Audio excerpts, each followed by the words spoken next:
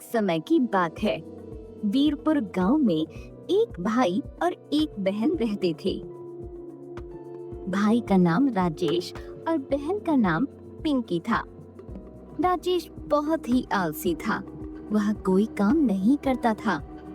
एक दिन पिंकी बोली, राजेश तुम कुछ काम क्यों नहीं करती? जब देखो खेलती रहती हो। मैं और माँ कब तक तुम्हें ऐसे ही बोलती रहेंगे? तुम ही तो कुछ समझा करो। मेरी मर्जी, मैं जो मर्जी करूं। मैं तुमसे छोटा हूं, जो मेरा दिल करेगा मैं वही करूंगा। जब मेरा समय आएगा तब काम कर लूंगा। तभी राजेश की माँ आई। राजेश, ऐसे बात कर रहे हो तुम अपनी बहन से? चलो माफी मांगो, वो तो तुम्हें सही ही कह रही थी। राजेश को गुस्सा आ गया और वह घर से बाहर चला गया। पिंकी भी राजेश को देखकर उसके पीछे पीछे चली गई। तभी पिंकी बोली, राजेश, राजेश, इतने गुस्से से कहाँ जा रहे हो? मैं वन में जा रहा हूँ लकड़ी काटने। जब देखो तुम सब मुझे ताने मारते रहते हो। और इसी तरह पिंकी राजेश का पीछा करते करते वन में पहुँच गई। लकड़ी काटते समय राजेश का पैर फिसला और वह नदी में जा गिरा। पिंकी, पिंकी मुझे बचाओ, मुझे बचाओ, मैं बह रहा हूँ। राजेश, राजेश, राजेश, राजेश उसी नदी में बहता हुआ चला गया। दूसरे किनारे पर।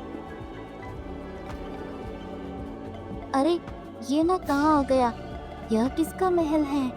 राजेश जैसे ही किनारे से बाहर निकला, उसी काम में एक जलपरी आ गई। ठहर जाओ बेटा, तुम कहाँ जाना चाहते हो? तुम उस महल में जाना चाहते हो? हाँ, लेकिन आप कौन हो? मैं जलपरी हूँ और किनारे पर एक जादुई महल है।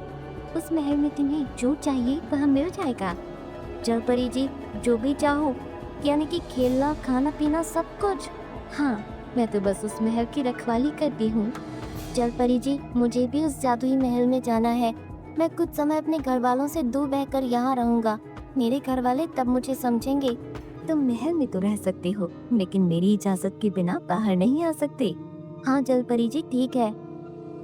तभी राजेश महल में चला गया और तभी महल का दरवाजा बंद हो गया। कितना सुंदर और बड़ा महल है। अब तो मैं बड़े मजे से रहूंगा, खाऊंगा और पीऊंगा।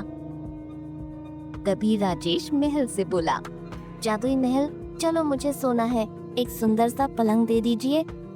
तभी एक सुंदर सा पलंग हाजिर हो गया। राजेश खुश होकर वहाँ सो गया। वहीं पिंकी अपने भाई को ढूंढने के लिए सबको लेकर आई, लेकिन वहाँ पर कोई नदी नहीं थी। सब उसे ढूंढने लग गए और थोड़ी देर ढूंढने के बाद सब वहाँ से चले गए। राजेश जादुई लहर में बहुत खुश था। जब वह खाने को मांगता तो खाना आ जाता। अब वह पूरे दिन खेलता कूदता रहता। राजेश कुछ दिन तक तो खुश था, लेकिन फिर उदास रहने लगा।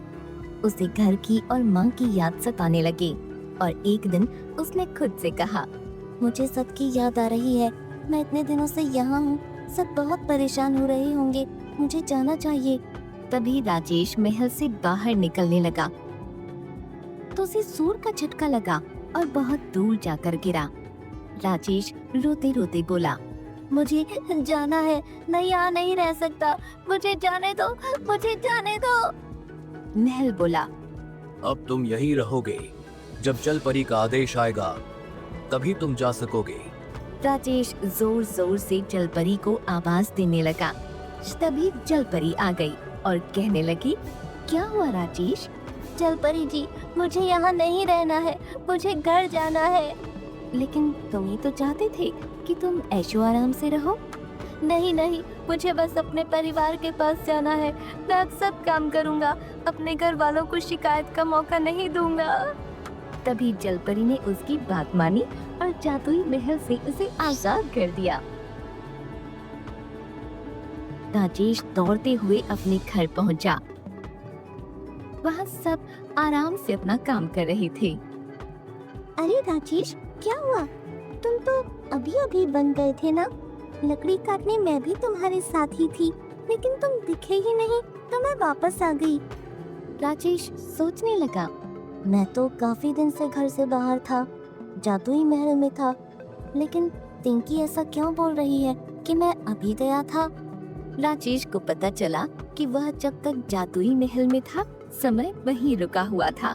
पिंकी सब कुछ भूल चुकी थी, इसलिए किसी को पता नहीं चला यह सब जादुई महल का जादू है। यह सिर्फ राजेश ही जानता है। अगली सुबह जल्दी उठकर राजेश बाहर वन में लकड़ी काटने चला गया।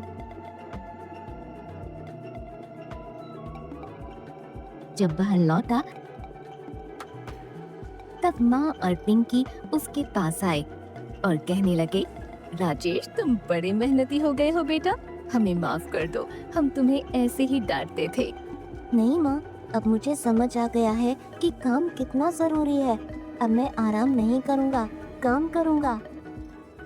इस तरह माँ और पिंकी दोनों ने राजेश को गले लगा लिया।